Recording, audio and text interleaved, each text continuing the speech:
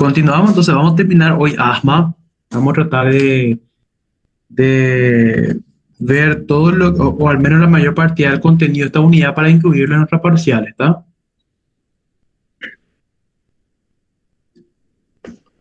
Así que tómenlo ya como un estudio para la semana que viene. Fíjense, antes que nada quiero comenzar con la definición, ¿sí?, propuesta por el panel de expertos en asma de la NHLBI. Fíjense, lo define de una manera que pone de manifiesto ya de entrada la fisiopatología de la enfermedad. Por eso yo les recomiendo manejar esta definición justamente porque ya nos permite deducir la fisiopatología, que es nuestro objetivo, ¿tá? Varios conceptos son presentados, gente. A mí particularmente me gusta esta.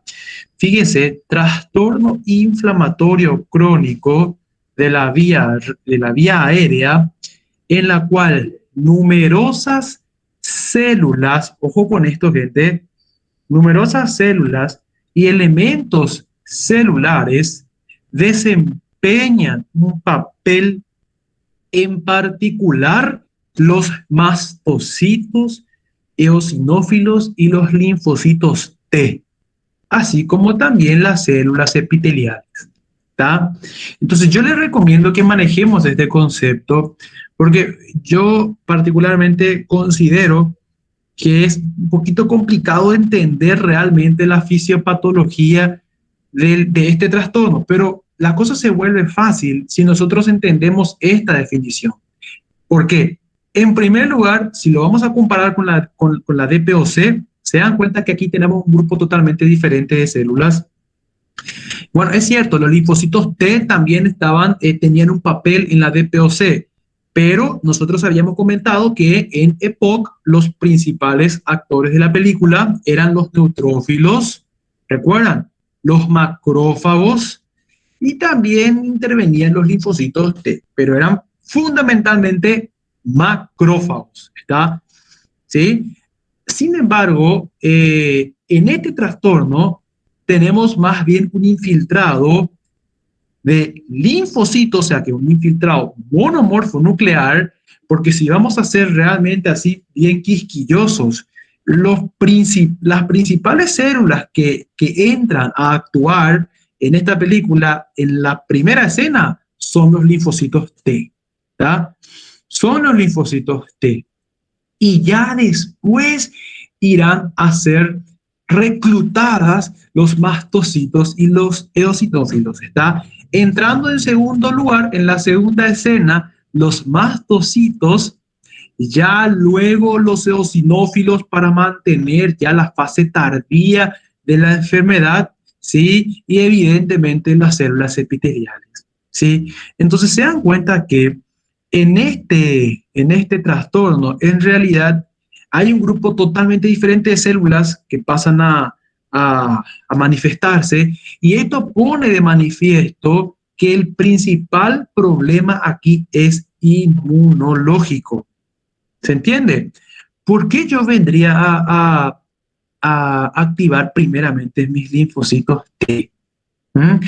Y ustedes saben que aquí, evidentemente, si yo voy a activar primero linfocitos T, evidentemente yo voy a producir citocinas, ¿está?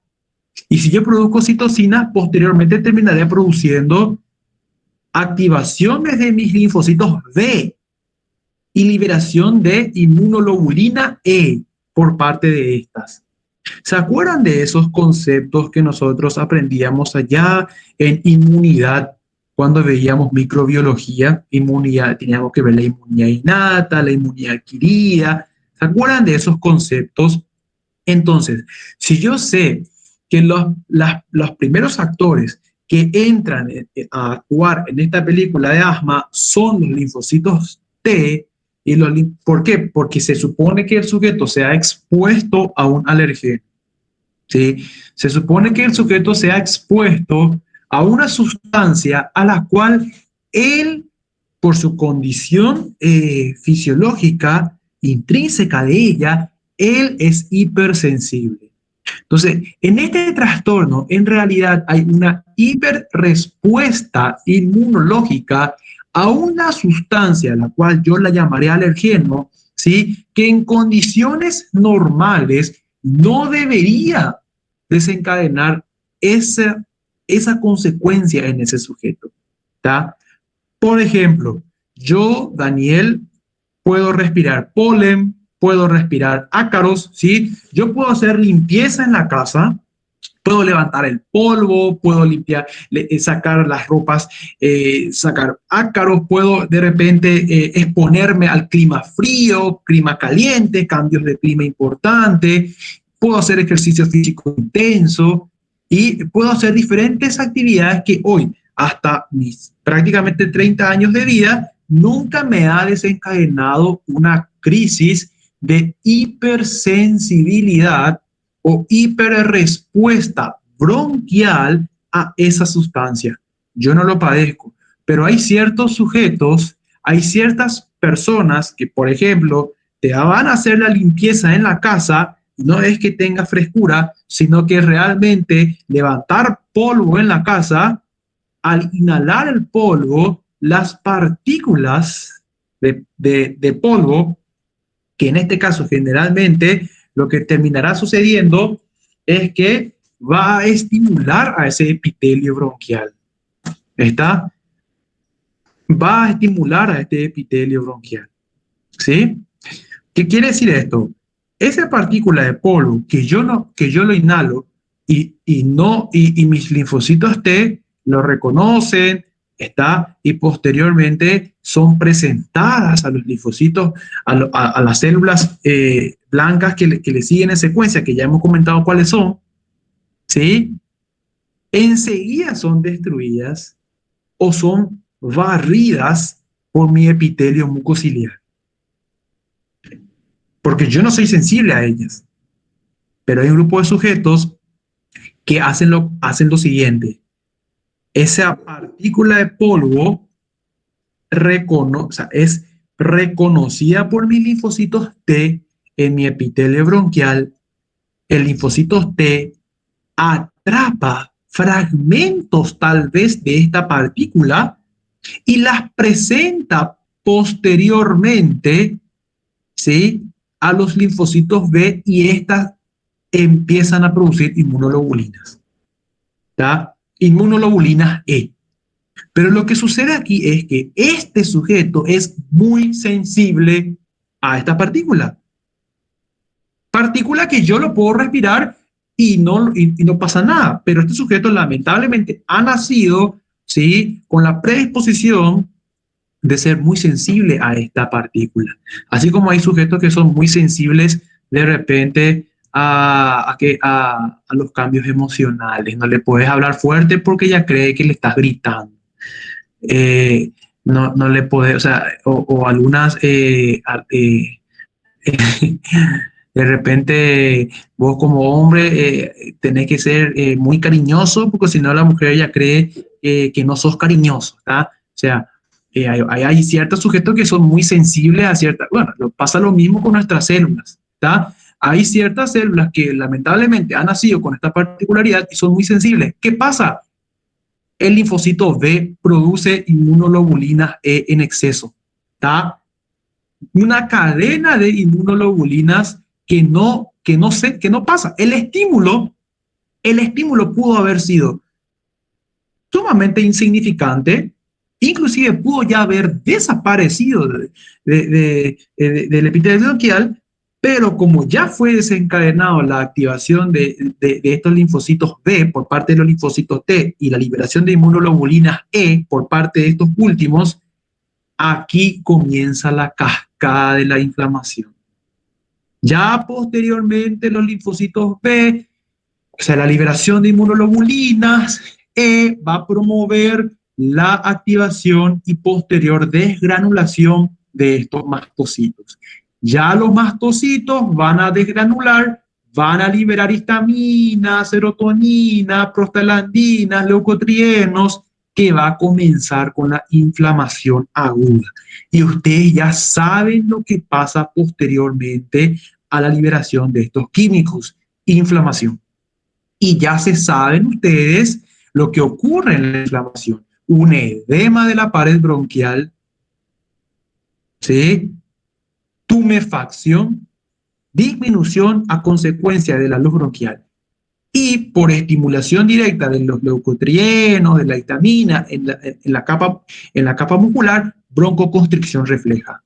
Broncoconstricción refleja, o sea, a la par que hay edema de pared, hay una broncoconstricción refleja.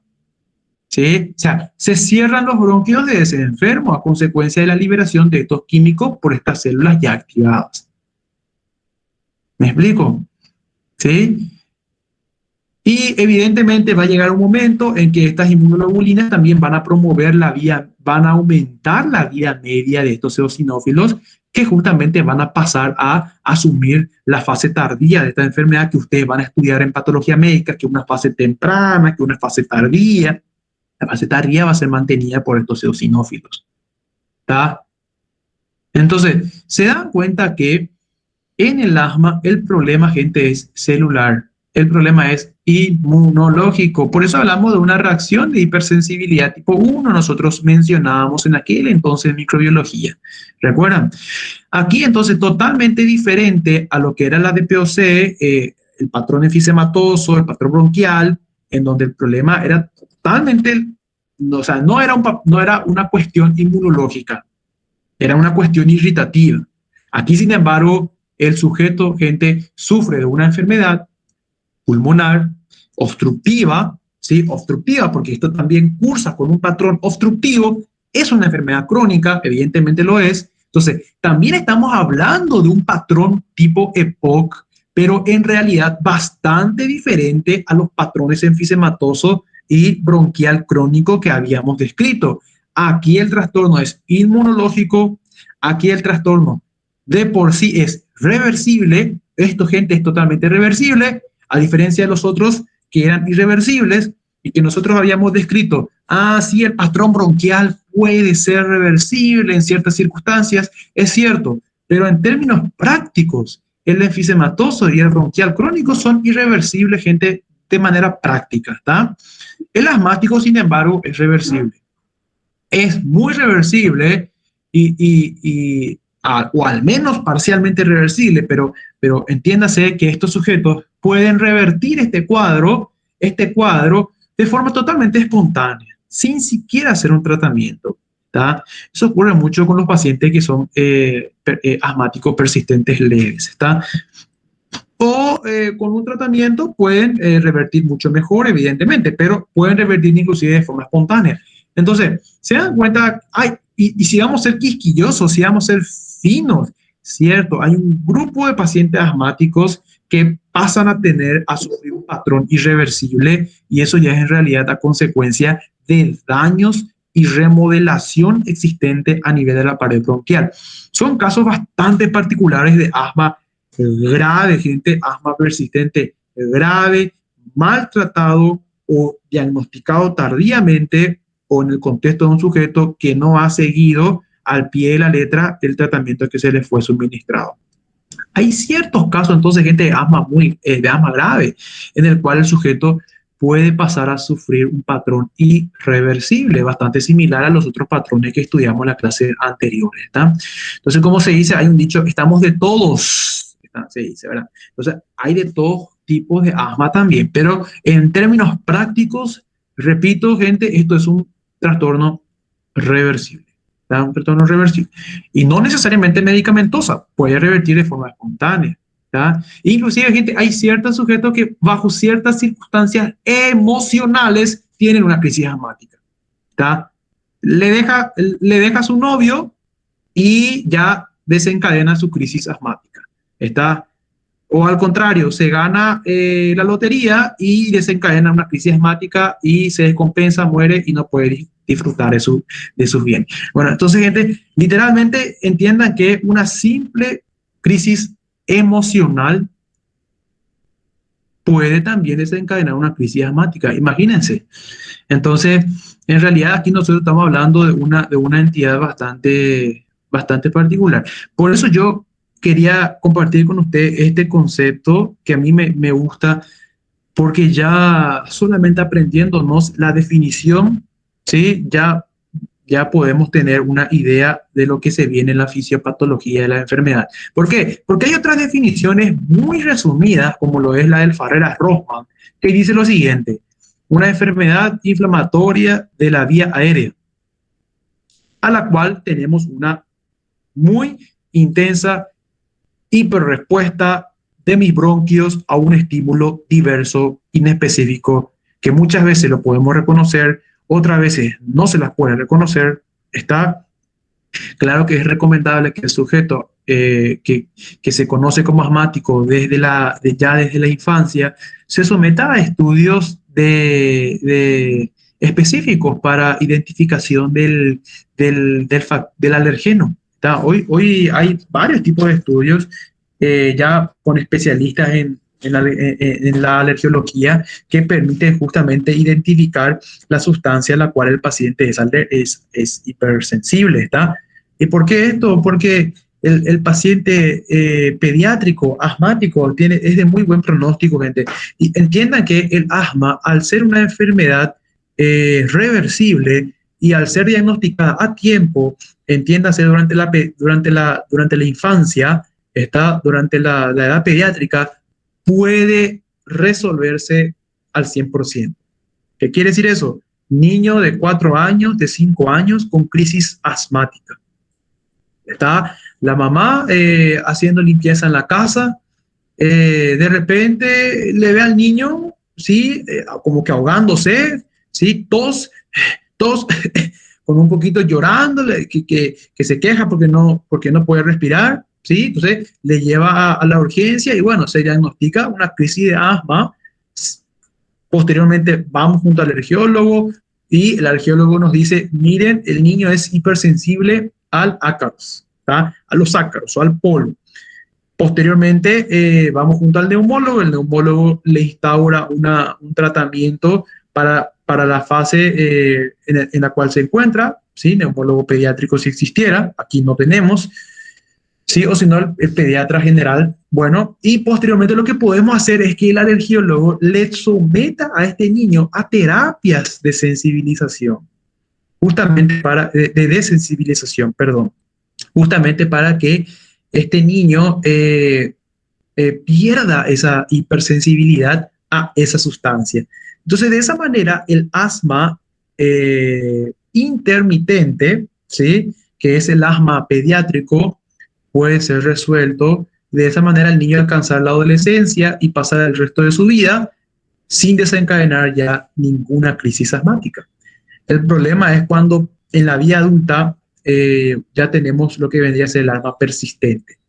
Entonces, el asma persistente, como su nombre lo dice, el sujeto o sea, va a sufrir sus crisis asmáticas a lo largo de su vida siempre y cuando se exponga al alergeno.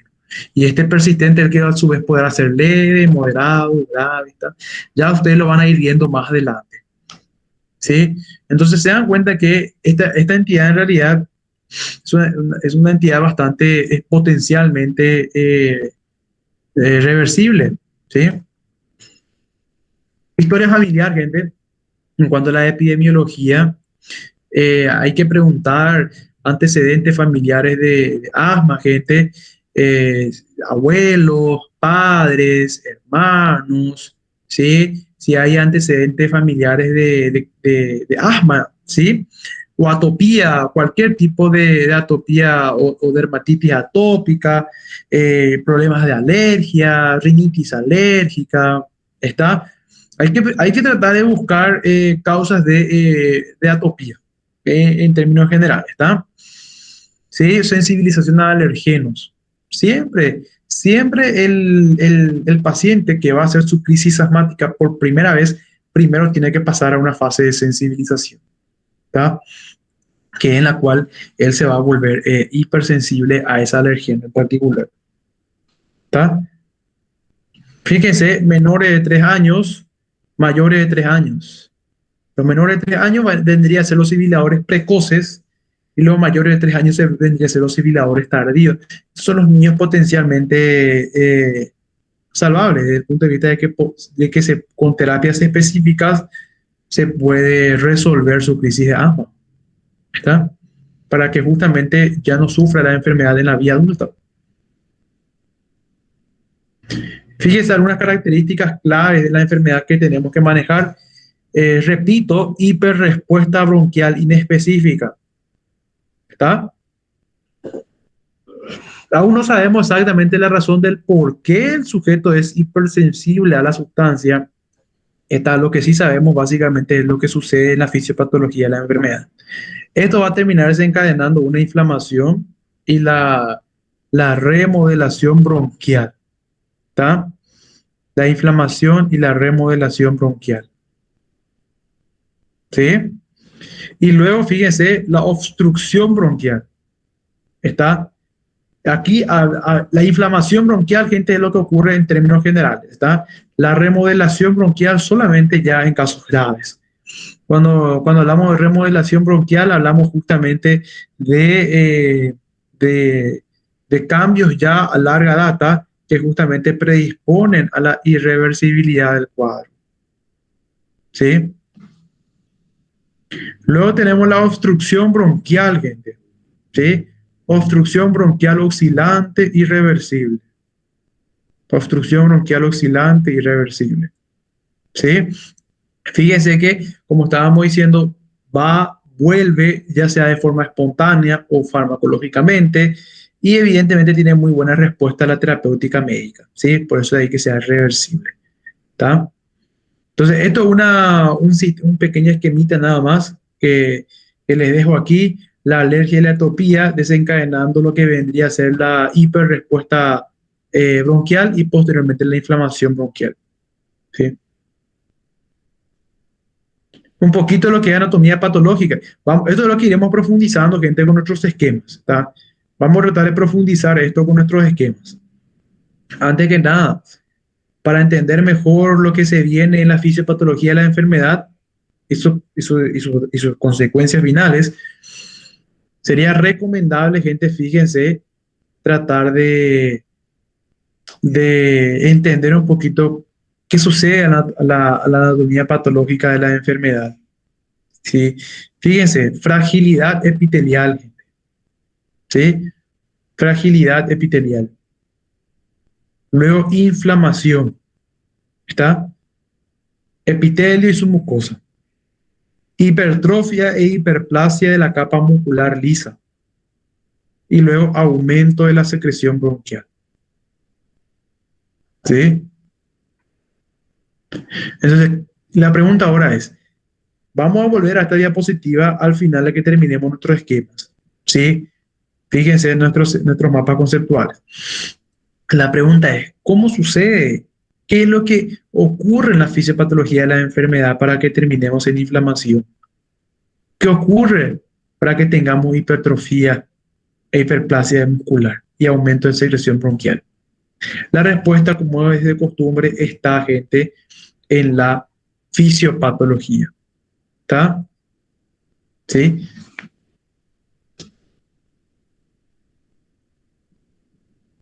Acá está un pequeño error, liberación, vamos a poner.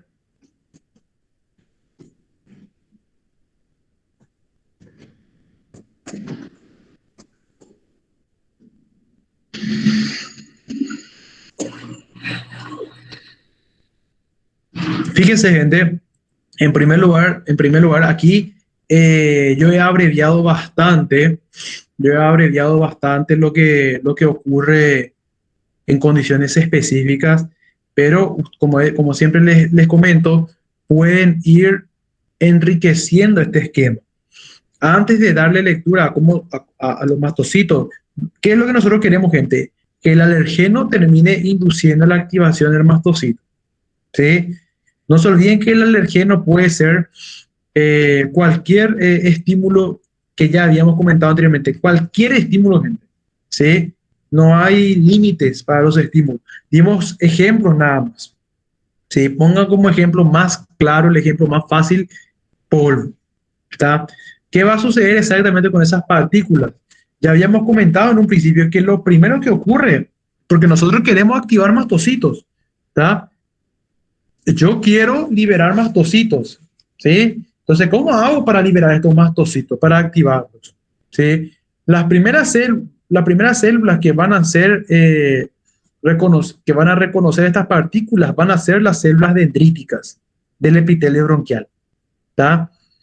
Esas células dendríticas propias del epitelio bronquial, ¿se acuerdan de las células dendríticas del epitelio bronquial?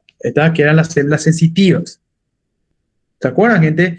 Cuando nosotros estudiábamos epitelio respiratorio, teníamos que mencionar cuáles eran las células del epitelio respiratorio. Y ahí mencionamos, teníamos células caliciformes, células de sostén, teníamos células sensitivas, teníamos células madres, teníamos las células de Kulczycki, que eran las células de gránulos pequeños que justamente iban a promover la desgranulación y la posterior liberación de histamina. ¿Sí? No son los mastocitos las únicas fuentes de histamina aquí. ¿Está? Entonces, aquí hay que recordar un poquitito la histología del epitelio respiratorio. Había un grupo de 5 células en ese epitelio, ¿sí? Repito, teníamos la célula de Kulczycki, las células epiteliales propiamente dichas, ¿está? Las células de sostén, las células madre, que eran las pluripotenciales, que iban a regenerar las restantes, y las células sensitivas, ¿está? Entonces, ¿qué pasa aquí, gente? La sensitiva, mediante sus prolongaciones dendríticas a lo largo del epitelio, reconoce al alergeno, reconoce a la partícula de polvo. Vamos a poner como ejemplo polvo, ¿está? Posteriormente, esa partícula es presentada a los linfocitos T. El linfocito T, ¿sí? Y no vamos a entrar en detalle, que es helper 2 y esto que aquello. Linfocito T y terminó ahí, ¿sí? Linfocito T activado, evidentemente, el linfocito T ya activado, luego que va a producir. ¿Qué dice? Ahí. Ese linfocito T, gente, va a terminar liberando justamente promoviendo, perdón, la activación de nuestros linfocitos B. Hasta acá, gente, vamos bien. Pregunto un ratito. ¿Vamos bien hasta aquí?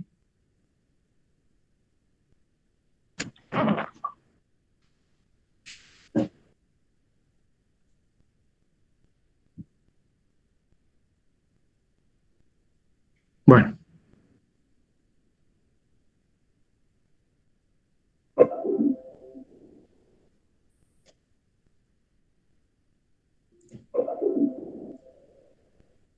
Continuamos entonces. Entonces, ¿qué va a suceder, gente? Primeramente, entonces nuestros linfocitos T va a terminar produciendo la activación de los linfocitos B. ¿Está? Y luego esos linfocitos, o sea, la liberación de sus citocinas específicamente. ¿Está?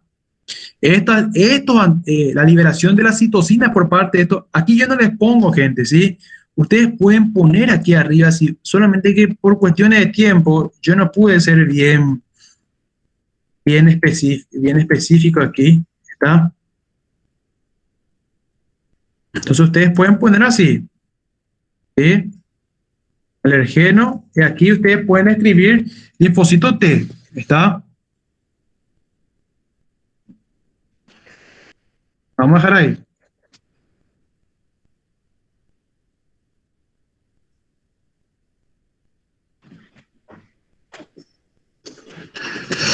Bueno, repito, gente, el alergeno, en realidad aquí, antes de poner linfocito T, pueden poner otro circulito que diga células dendríticas, ¿está? Entonces, repito, gente, tampoco no puedo escribirle el mapa de la forma más detallada posible, porque si no, bueno, háganlo entonces ya eso ustedes en sus casas. Lo que quiero es que entiendan, el alergeno es reconocido, perdón, por las células dendríticas sensitivas del epitelio respiratorio. ¿Tá? Esas células posteriormente activan a mi linfocito T. Mi linfocito T va a producir, como cualquier linfocito, citocinas. ¿Tá? Posteriormente, la liberación de citocinas por parte de estas células, de los linfocitos T, induce a la liberación de inmunoglobulina E por parte de los linfocitos B. ¿Se entiende, gente? ¿Sí o no? Bueno, está. Y luego la liberación de esa inmunoglobulina E por parte de los linfocitos B va a terminar produciendo la activación de mis mastocitos, ¿está? Y la producción el aumento de la vía media de esos eosinófilos. ¿Se entiende hasta aquí, gente?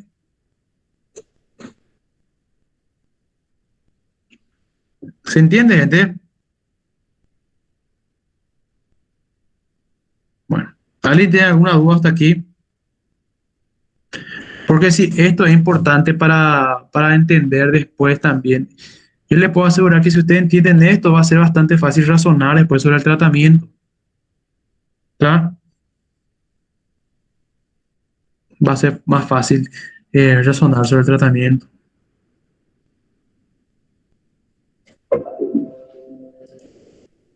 Bueno, ustedes entonces, gente, pueden ir complementando este esquema secuencialmente. Alergeno, células dendríticas epiteliales, activación de los linfocitos T y liberación de sus citocinas. Las citocinas reclutan linfocitos B, linfocito B libera inmunoglobulina E, que finalmente termina produciendo la activación y la desgranulación de los mastocitos.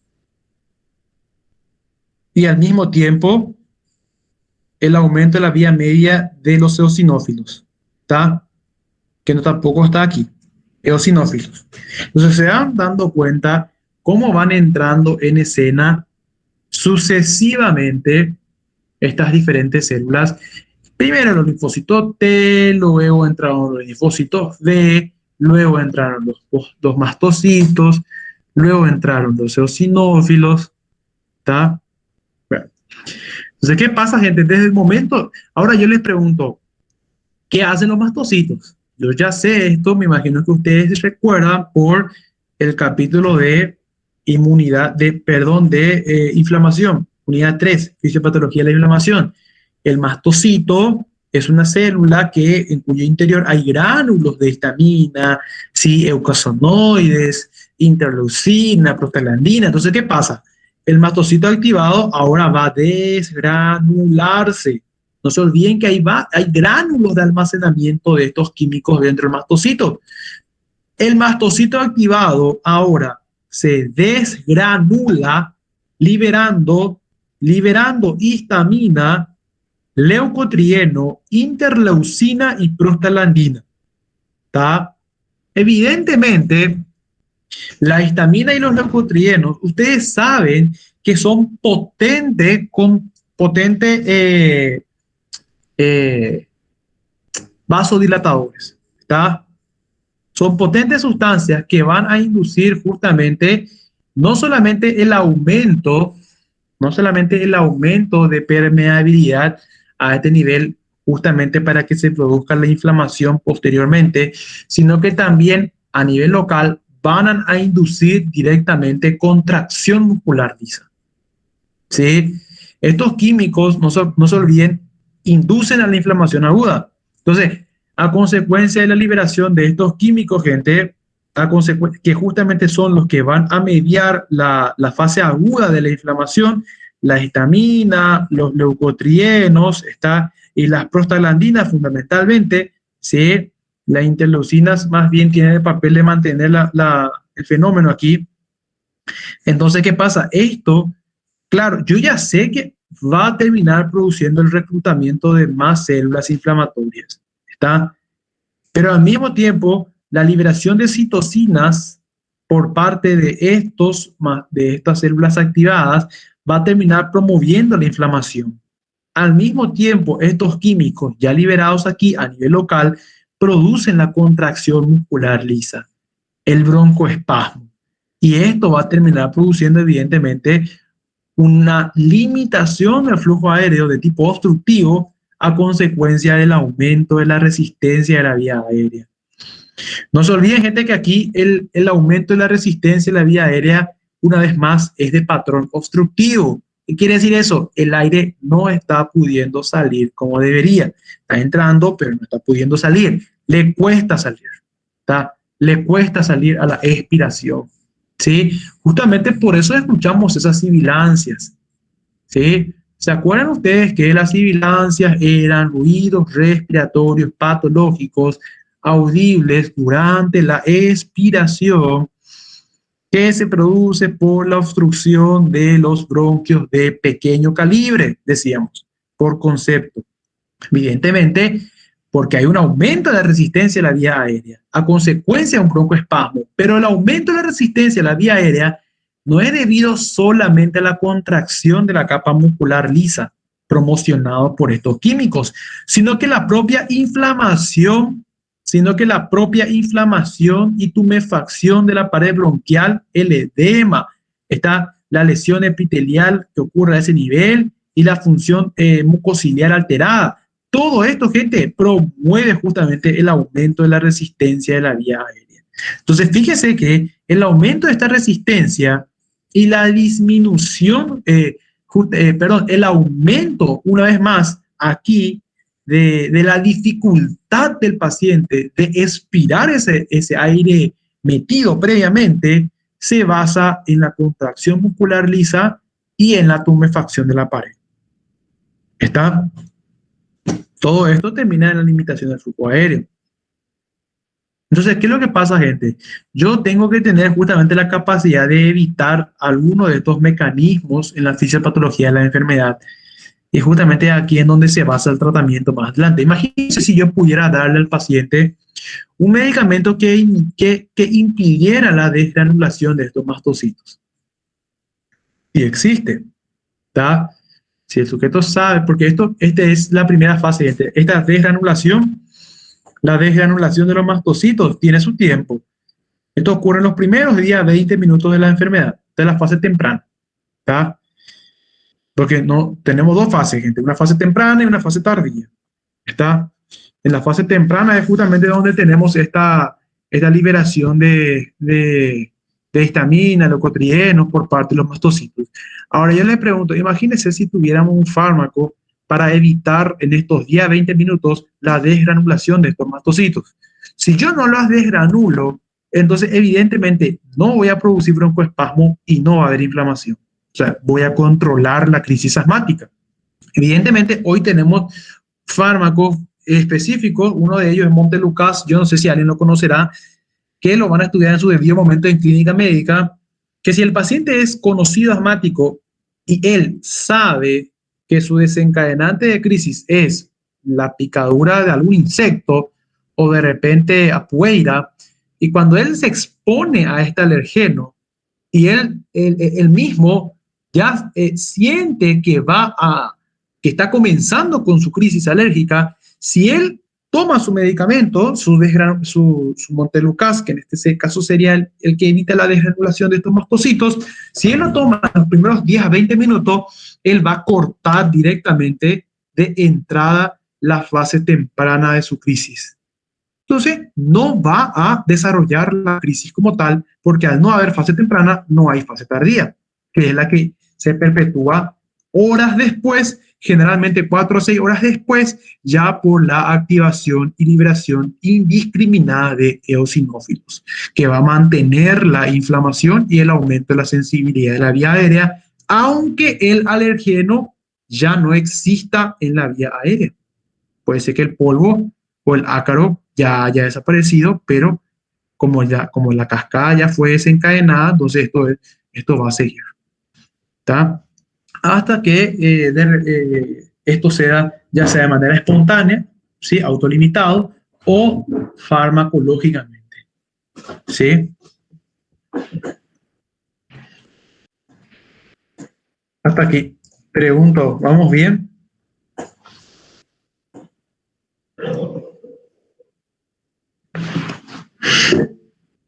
No sé, señor, está medio difícil esta tarde, o a mí no me parece. Estamos muy poco hoy. ¿Qué pasó con todo el mundo?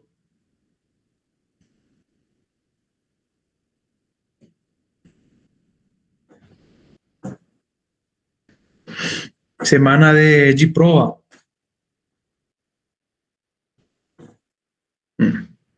Y yo creo que justamente por eso es lo que deberíamos asistir, ¿verdad? Porque yo pienso que lo que veamos hoy ya es estudio para la semana que viene, ¿verdad? Yo me supongo que lo que ven hoy ya no van a estudiar para la semana que viene, ¿verdad? Ya está en la cabeza. Lo que tienen que hacer es repasar del libro, sí, un poco, ¿verdad?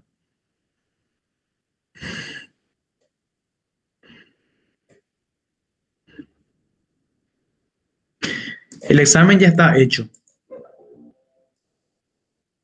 Antes que nada, hay un pequeño dibujo, gente, comentando un poquito. En el examen la semana que viene van a ver un dibujo en algunas preguntas. Un dibujo de un paciente EPOC enfisematoso. No le hagan caso, gente, al dibujo. Está, pequeña observación. Quería hacer una pregunta con un dibujo para que me identifiquen el paciente, pero al final hubo un problema ahí con la plataforma y bueno, la idea, lo que pasó es que esa misma imagen se replicó en 10 preguntas aproximadamente.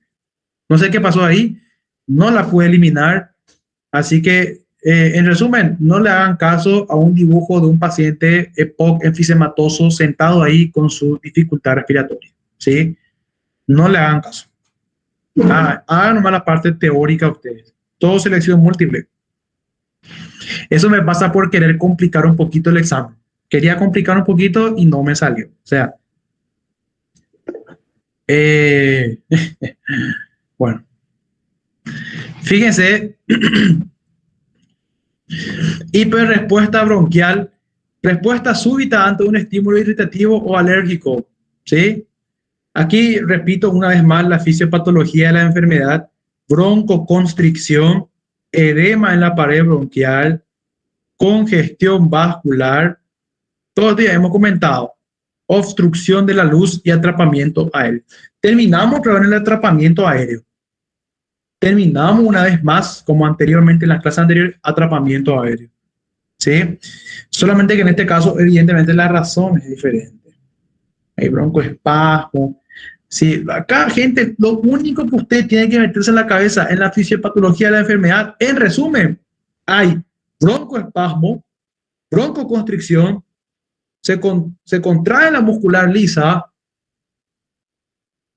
¿Por qué? Porque se liberó leucotrieno, se liberó prostaglandina, se liberó histamina. Cierran la musculatura, por un lado. Por otro lado, se edematiza la pared. E inflamación aguda de pared bronquial. Entonces, disminuye la luz bronquial por dos grandes razones.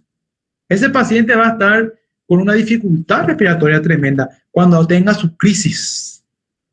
Su crisis. Este sujeto te va a venir generalmente con tos, sibilancia, dificultad respiratoria, dolor pleurítico. Si hoy mismo, si viene un paciente así, voy a decir que es COVID. Está COVID-19 hasta demostrar lo contrario. Claro, pues estamos en pandemia, pero puede ser un simple paciente asmático y su crisis de exacerbación. La causa más, inclusive, gente, es simpático porque la causa más frecuente de exacerbación de un paciente asmático conocido. ¿Qué quiere decir eso?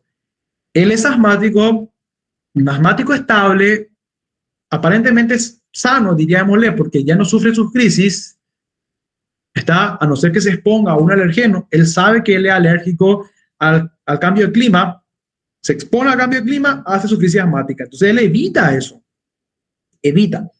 Pero la causa más frecuente de exacerbación, inclusive, gente, es infecciones virales. En un paciente de POC, la causa más frecuente son infecciones virales. Te hace una infección por, qué sé yo, rinovirus, te hace una crisis asmática. Influenza, parainfluenza, coronavirus, ¿por qué no?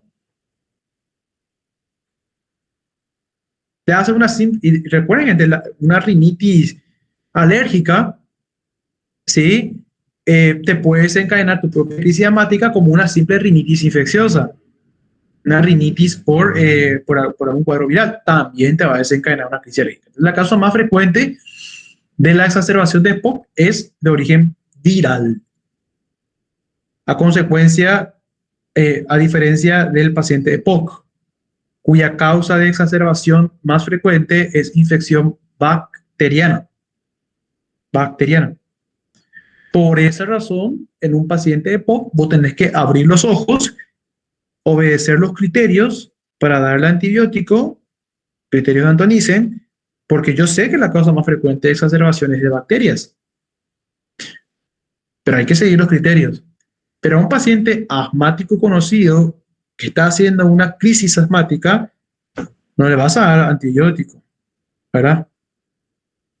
Porque sabemos la fisiopatología de la enfermedad, qué es lo que está sucediendo aquí. ¿Sí? E inclusive por eso muchas veces al paciente de POC se demora bastante para darle corticoides. Tiene que ser un cuadro grave para darle corticoides. El paciente asmático, vos le das corticoides ya en fase temprana de la enfermedad. El paciente es un asma moderado y ya le das corticoides. El EPOC no, el EPOC tiene que ser grave, tiene que ser un cuadro grave para arriba. Este moderado ya podemos dar corticoides. ¿Por qué? Porque aquí el problema es inmunológico. Aquí el problema es que tu sistema inmune está hiperestimulado. Entonces, ¿qué vamos a hacer? Le vamos a dar un corticoide que haga lo opuesto, inmunodeprima. Que saben que el corticoide baja la actividad del sistema inmune. Entonces, si tu sistema inmune está muy exaltado, entonces, y si sos un cuadro ya moderado, que es un cuadro leve, no amerita, vamos a hacer nomás tu broncodilatador de acción corta a demanda, salbutamol a demanda cuando tengas tu crisis, ¿tá? Entonces, si son leves, si son moderados, hay que hacer corticoides, ¿tá? Porque no queremos tampoco remodelación bronquial. ¿Qué pasa, gente? ¿Qué pasa con los pacientes? Fíjense, ¿qué pasa con los pacientes que hacen crisis frecuentes de asma? Te hacen 2 o 3 crisis de asma ya al mes.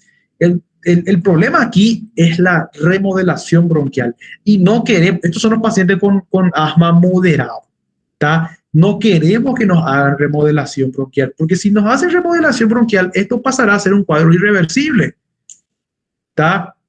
Esto pasará a ser un cuadro parcialmente irreversible a finalmente irreversible. ¿Por qué? Porque ya van a haber cambios estructurales irreversibles, permanentes, que se asocian con pérdida de la función pulmonar, que no revierta el tratamiento. Fibrosis, gente, ¿está? Va a comenzar a fibrosar este pulmón y no queremos que fibrose. Y esto ya ocurre en los cuadros moderados. Entonces, ¿qué hacemos? Directamente corticoides. Si vos estás teniendo hiperrespuesta inmunológica muy frecuente, vamos a darte corticoides, porque no podemos arriesgarnos a que tengas remodelación bronquial. Entonces se dan cuenta que el objetivo de la corticoterapia en fases tempranas de la enfermedad, en estos enfermos, es justamente para evitar la remodelación bronquial, que es lo que preocupa en estos enfermos asmáticos, porque el asmático pues tiene que ser reversible. El problema es cuando es irreversible. ¿Y por qué fue irreversible? Porque hizo remodelación y probablemente hizo remodelación porque fue diagnosticado tardíamente o porque el paciente no se adherió correctamente a su tratamiento, ¿está? O porque fue diagnosticado erróneamente, también ocurre, ¿por qué no? ¿Verdad? Entonces, se dan cuenta. Diferente, pues, acá vos puedes hacer inclusive corticoide como monoterapia. En el paciente asmático, vos haces corticoide como monoterapia, gente. ¿Qué quiere hacer eso? Vos puedes hacer corticoide inhalado o corticoide vía oral como monoterapia. No hace falta que la asocies a otro medicamento.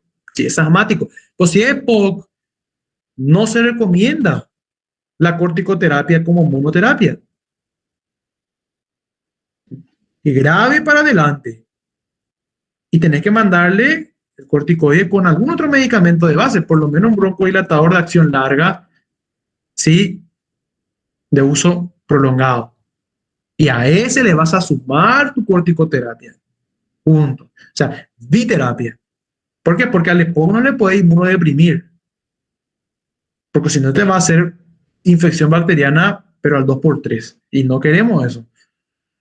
¿Tá? Entonces, esas pues son las preguntas clásicas de clínica médica. Esto gente le van a preguntar en clínica médica, yo no pregunto en mi examen parcial, en clínica médica le van a preguntar, clásica pregunta de clínica médica, quinto año, el paciente EPOC se va, el paciente asmático se va con su corticoide monoterápico, el EPOC se va como corticoide con biterapia. Entonces, la razón lógica de eso, gente, se basa aquí en la fisiopatología. O si no, van a llegar al quinto año y van a tener que decorar, van a tener que memorizarse nomás. Yo sé nomás que al asmático no le puedo mandar, perdón, yo sé nomás que al EPOC no le puedo mandar con corticoide solo.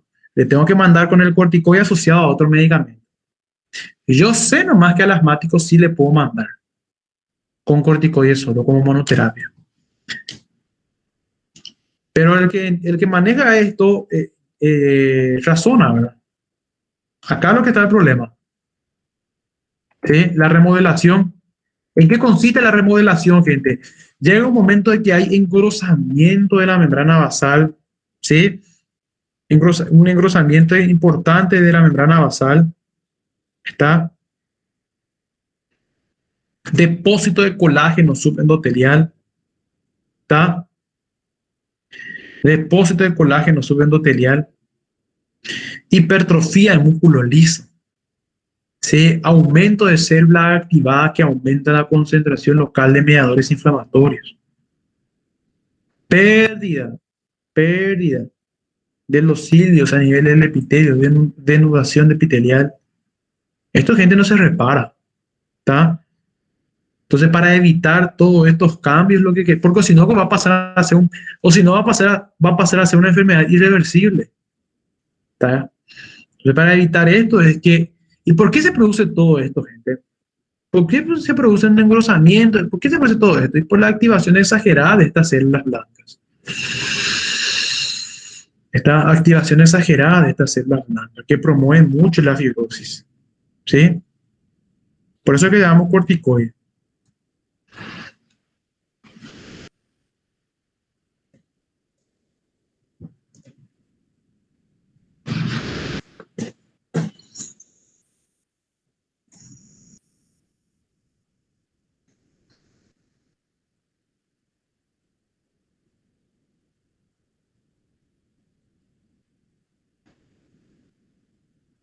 No, es poco grave directamente de corticoide, Ingrid.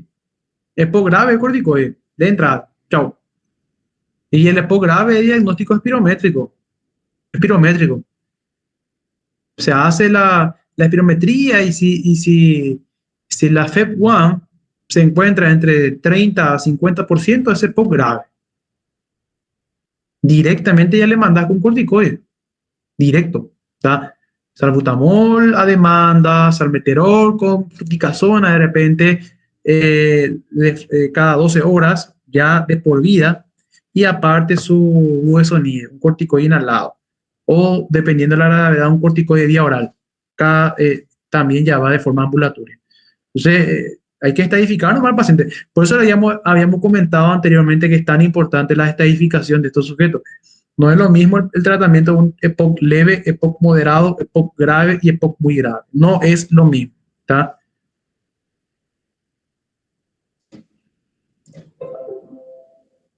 Estamos terminando, gente. Terminamos y hacemos una pequeña pausa. Fíjense, repito una vez más, para ir terminando las causas, tenemos las causas genéticas, a las cuales justamente le denominamos atopía, manchas atópicas, y las causas ambientales, alergenos, infecciones, ejercicio, fármacos, cambios hormonales, menstruación. Imagínense, gente, lo triste que va a ser esto. Cada mes la mujer entra en su ciclo menstrual y ya va con su cambio, con su crisis asmática. ¿Está?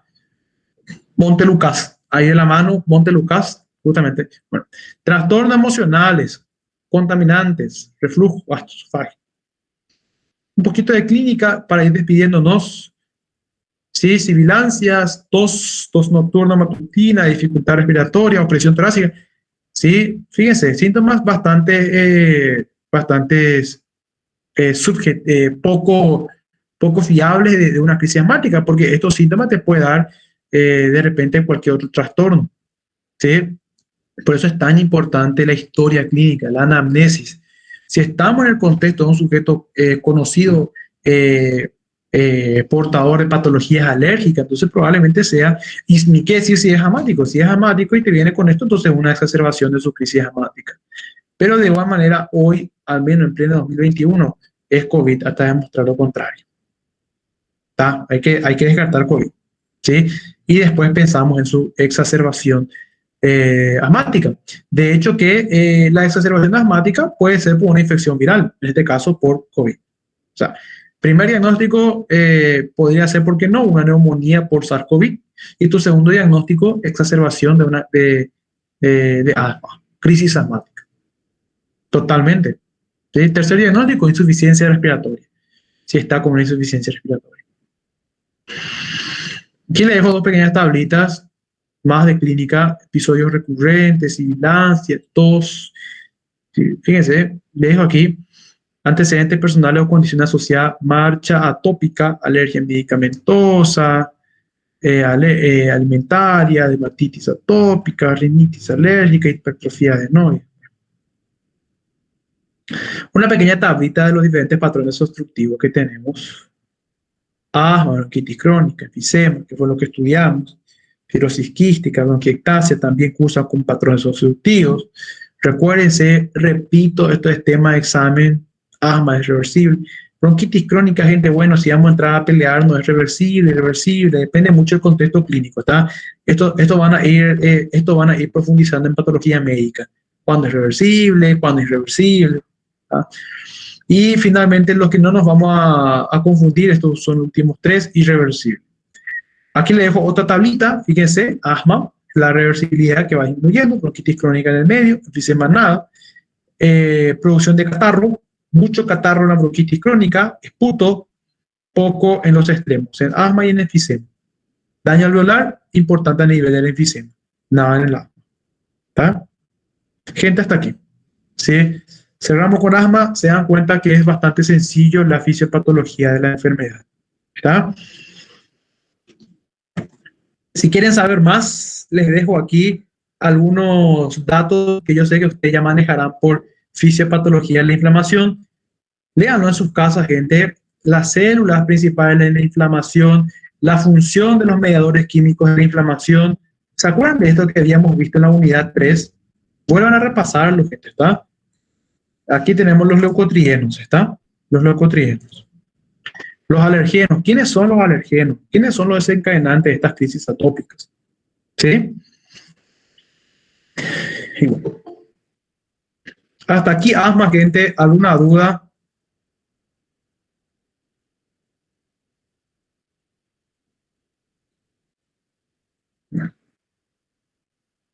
Perfecto.